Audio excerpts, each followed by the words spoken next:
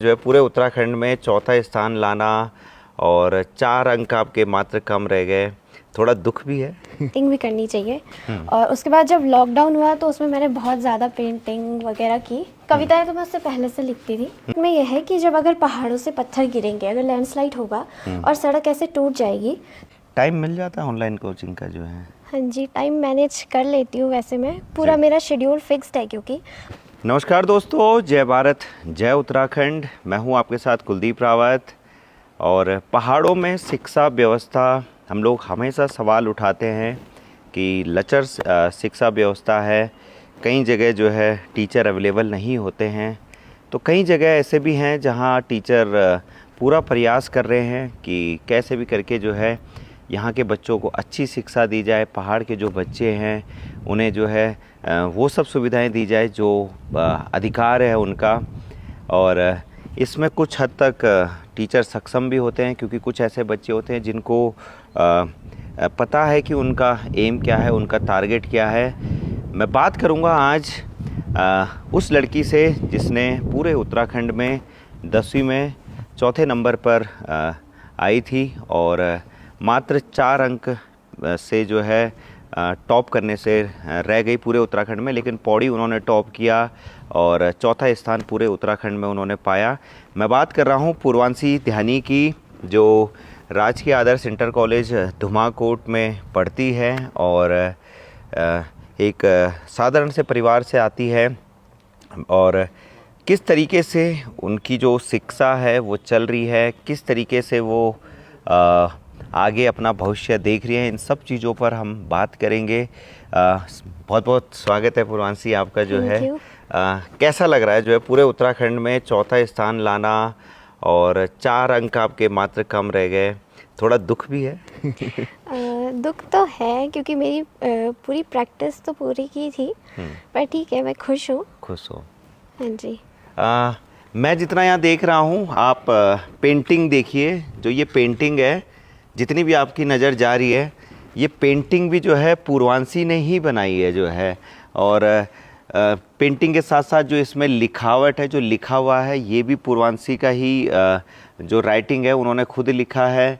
ये सब जो क्रिएटिविटी है ये कहाँ से आई, मतलब कहाँ से सोचा कि मुझे ये सब चीज़ें भी करने? ड्राइंग अलग हो गया, पढ़ाई अलग कर रहे हो, ये कैसे मतलब इसका आइडिया मिला जो पेंटिंग इतनी सुंदर आपने बनाई है? एक्चुअली जब मैं 6th में आई थी तो उसके बाद अचानक से मेरे को इंटरेस्ट आया कि मुझे पेंटिंग भी करनी चाहिए। और उसके बाद जब लॉकडाउन हुआ तो उसमें मैंने बहुत ज़्यादा पेंटिंग वगैरह की। कविताएं तो मैं उससे पहले से लिखती थी। तो वो तो मैंने जब 5th में थी तभी मेरी एक बुक पब्लिश हो गई थी। अच्छा, 5th में एक बुक एक पब्लिश हुई है? हाँ जी। किस नाम से? नन्ही कलम से। नन्ही कलम से? अरे वाह, हाँ जी। क्या बात है। आप ये जितनी भी पेंटिंग्स देख रहे हैं यहाँ पे, ये पूर्वांशी ने ही जो है बनाए हैं। और इसकी जो कविताएं हैं, बिंदु बिंदु से रेखा बनती है, रेखा से आकार, आकृतियाँ कहलाती है, ये मुख्य मुख्य है 4। काफ़ी बड़ी ये कविता है। और आप देख सकते हैं कि इतनी कम उम्र में इतना बड़ा जो टैलेंट है मैंने अभी तक शहर के बच्चों में नहीं देखा। और जिस तरीके से पूर्वांशी आगे की पढ़ाई कर रही है, आ जाओ बेटा, जिस तरीके से आगे की पढ़ाई कर रही है, क्या आप अपना अभी भविष्य की क्या प्लानिंग कर रहे हो, क्या सोच रहे हो? अभी मैं जेई की तैयारी कर रही हूँ। जेई की तैयारी? हाँ जी। तो कैसे, मतलब तैयारी किस चीज़ से कर रहे हो? कोई ऑनलाइन क्लासेस ले रहे हो? हाँ जी, मैंने ऑनलाइन कोचिंग ली है। ऑनलाइन कोचिंग ली है? हाँ जी। अरे वाह। ऑनलाइन कोचिंग की अगर मैं बात करूं, स्कूल की मैं बात करूं, गांव में जिस तरीके से संसाधन होते हैं, इंटरनेट की भी प्रॉब्लम आती है कभी कभार, ठीक है, टाइम मिल जाता है ऑनलाइन कोचिंग का जो है? हाँ जी, टाइम मैनेज कर लेती हूँ। वैसे मैं पूरा मेरा शेड्यूल फिक्स्ड है क्योंकि उसमें मैं कभी चेंज नहीं होने देती, इसलिए सब मैनेज हो जाता है। वाह। आपका फेवरेट सब्जेक्ट कौन सा है जो है? अगर मैं 10वीं की बात करूँ तो फेवरेट सब्जेक्ट कौन सा है आपका? 10वीं तक तो मैथ्स एंड साइंस थे, पर अब तो सब डिवाइड हो चुके हैं। सब डिवाइड हो चुके हैं। बहुत बढ़िया। और थोड़ा सा ऊपर की भी पेंटिंग दिखा दीजिए।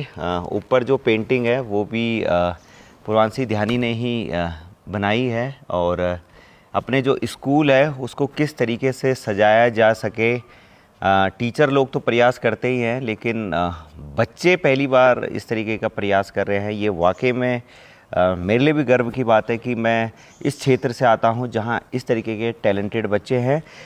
आज ये पूर्वांशी, साथ ही साथ पूर्वांशी, आपने जो एक प्रोजेक्ट की मैं बात करूं, एक प्रोजेक्ट जो रोड का आपने बनाया था, ये आइडिया कहाँ से आया कि इस टाइप का प्रोजेक्ट बनाना है? क्योंकि मैंने वो प्रोजेक्ट अभी थोड़ी देर पहले देखा था और हम आपको भी दिखाते हैं सभी को।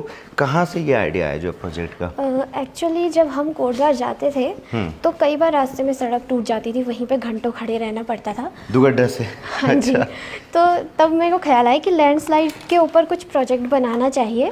तो इंस्पायर अवार्ड करके प्रोग्राम कंडक्ट होता है, तो मैंने सोचा उसमें कुछ इस टाइप का ही बनाया जाए जो पहाड़ों के काम भी आए।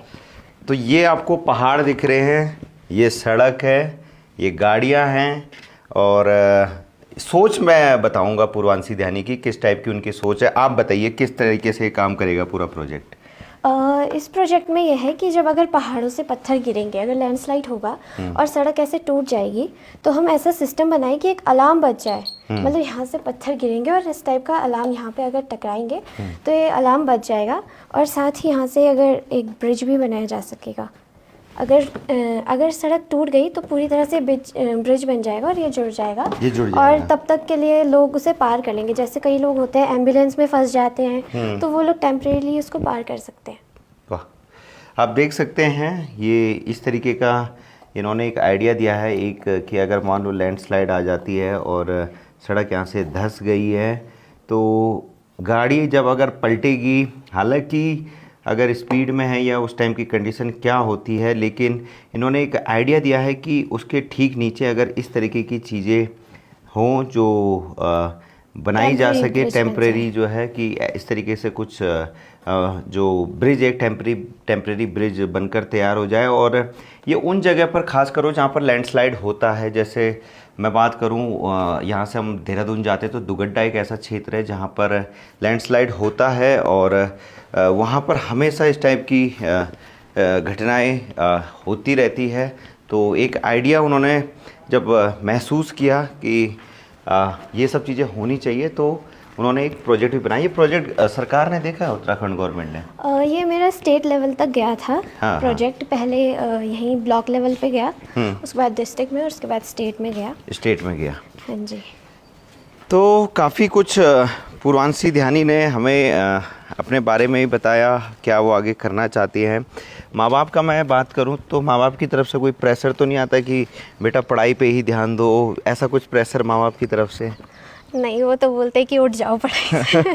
अच्छा, उठ जाओ पढ़ाई से। हाँ जी, वो कोई प्रेशर नहीं डालते। और मुझे ही जो हो जाता है कभी कभी प्रेशर, तो बोलते हैं कि कोई नहीं, हो जाएगा, आराम से हो जाएगा आराम से। हाँ जी। जो किताबें लिखने का मैं अगर शौक़ की बात करूं, किताबें लिखना, क्योंकि हम पढ़ने के लिए 6 बार सोचते हैं कि किताब पढ़नी है, लेकिन 5th में थी आप जब आपने किताब लिख दी।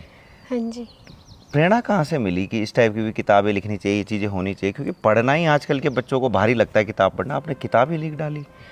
इस स्कूल में एक हिंदी के लेक्चरर थे, श्री MP ध्यानी उनका नाम था जी। तो वो मेरे ताऊजी भी थे, तो वो उन्होंने लिखी हुई थी। तो जब मैं 2nd क्लास में थी, मैं उनके घर गई तो उन पे बुक्स पे उनका नाम लिखा हुआ था। मैं बोल रही इन पे आपका नाम क्यों लिखा है? अच्छा। तो उन्होंने बोला ये मैंने लिखी है। तो मैंने कहा अच्छा, मुझे भी लिखनी है। तो उन्होंने बोला ठीक है। तो एक दिन हम कोटद्वार जा रहे थे, तो उन्होंने बोला चलो यहाँ हमको मोर दिखे। उन्होंने बोला इन पर कुछ कविता बना। तो मैंने बना दी 2-4 लाइन की, तब तो मुझे ज़्यादा आता नहीं था।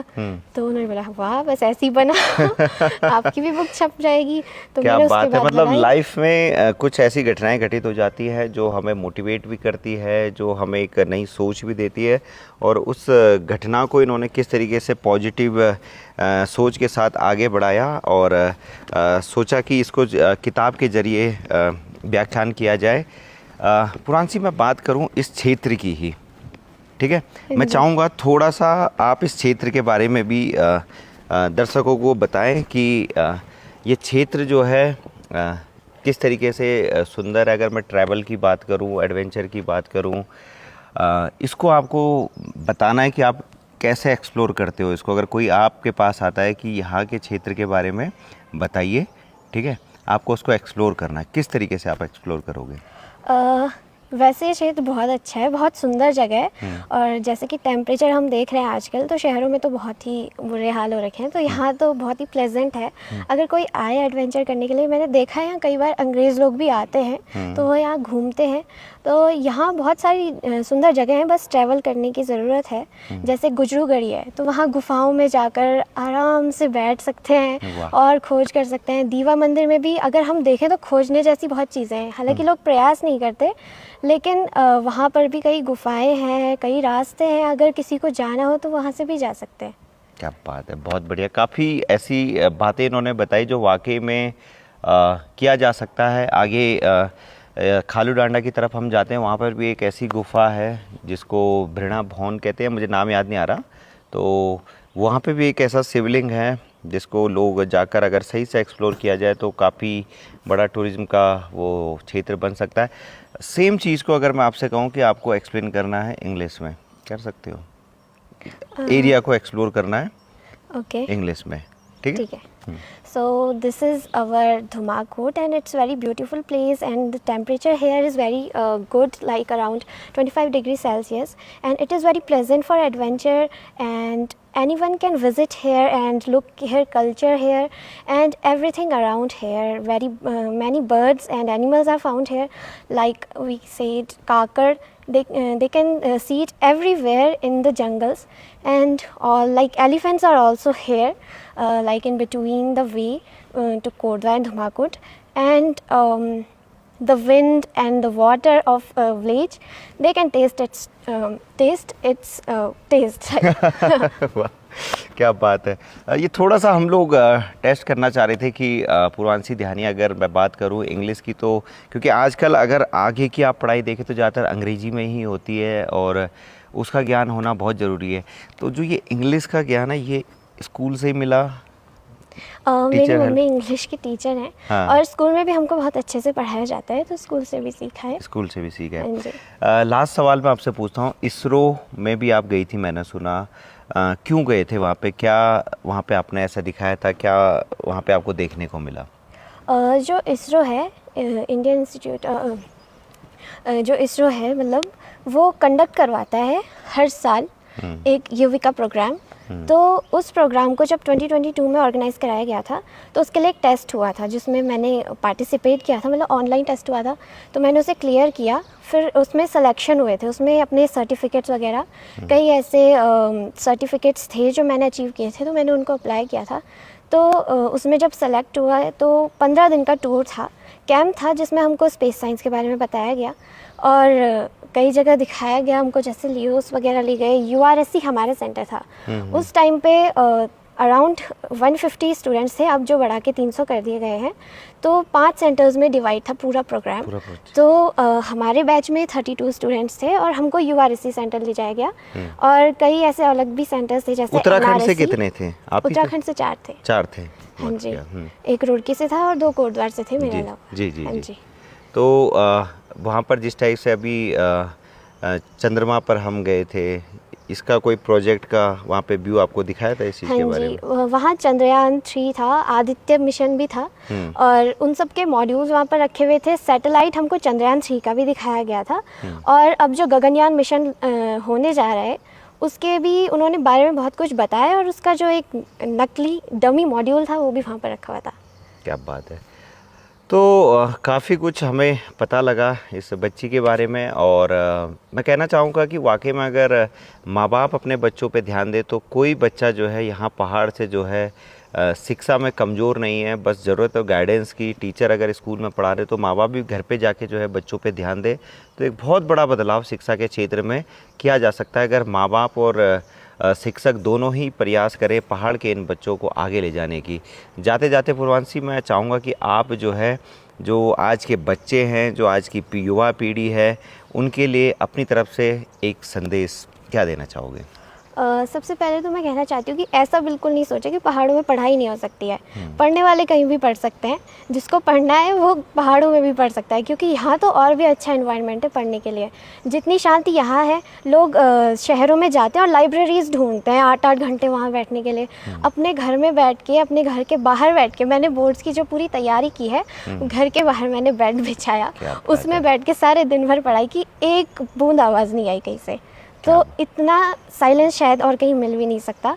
तो यहाँ पढ़ाई का बहुत अच्छा माहौल है, तो आप यहाँ आइए और अपने क्षेत्र को बढ़ावा दीजिए। क्या बात है, बहुत बढ़िया। मतलब बिल्कुल सही बात करी, क्योंकि शहरों में अगर हमें शांत एनवायरनमेंट चाहिए तो हम लाइब्रेरीज वगैरह ढूंढते हैं, वहाँ पे जाके पढ़ते हैं, लेकिन पहाड़ों में तो आप कहीं भी बैठ जाए, चारों तरफ आपको शांति शांति मिलेगी। तो शिक्षा, ध्यान, ये सब लगाने के लिए अगर आप सोच रहे हो कहाँ जाना है, तो मेरे हिसाब से तो ये बेस्ट प्लेस है। पहाड़ से बढ़िया आपको कहीं नहीं मिलेगा अगर आपको अच्छी शिक्षा ग्रहण करनी है और अच्छा ध्यान लगाना, मेडिटेशन करना है।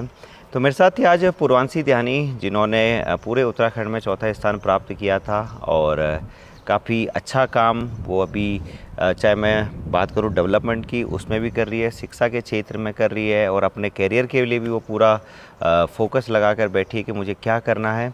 ऐसे ही होनहार बच्चों से हम आपको मिलवाते रहेंगे। आप देखते रहिएगा मेरे चैनल पहाड़ों गहराई। जय भारत, जय उत्तराखंड।